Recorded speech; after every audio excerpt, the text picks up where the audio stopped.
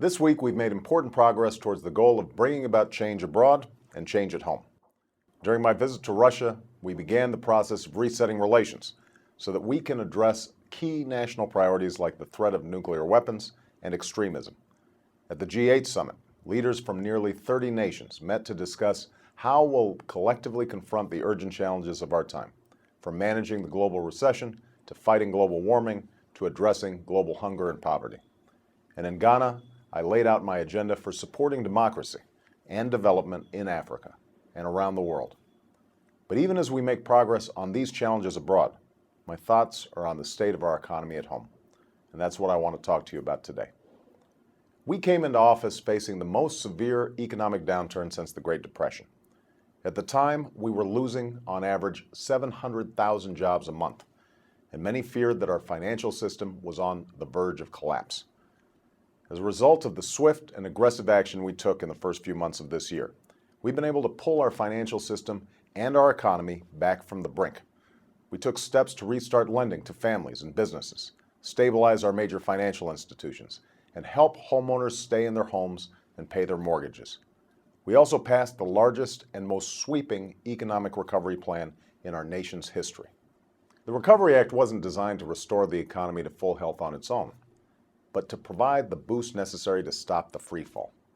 It was designed to spur demand and get people spending again, and cushion those who had borne the brunt of the crisis. And it was designed to save jobs and create new ones. In a little over 100 days, this Recovery Act has worked as intended.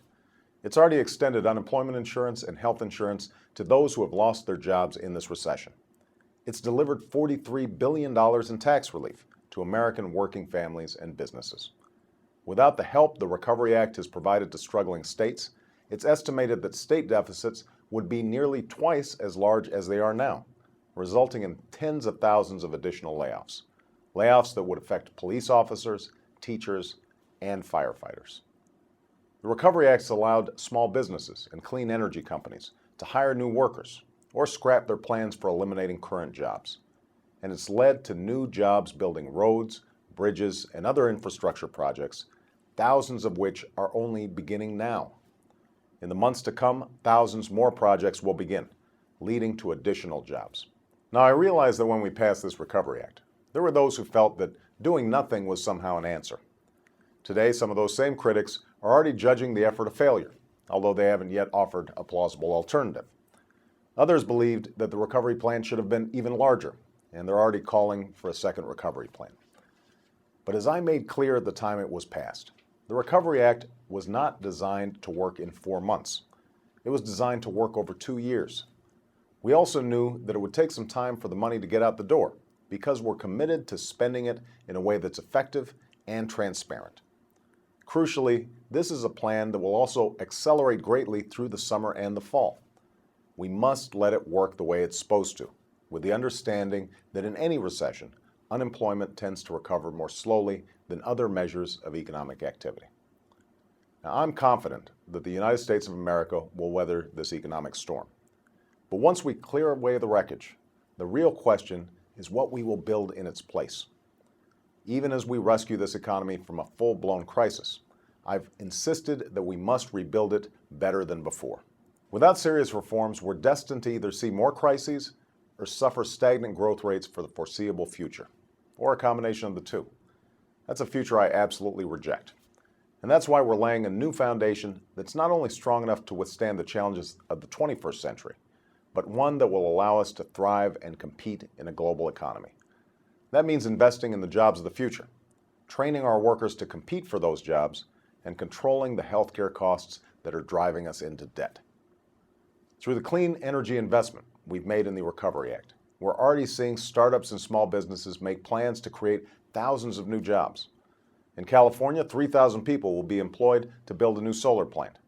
In Michigan, investments in wind turbines and wind technology is expected to create over 2,600 jobs.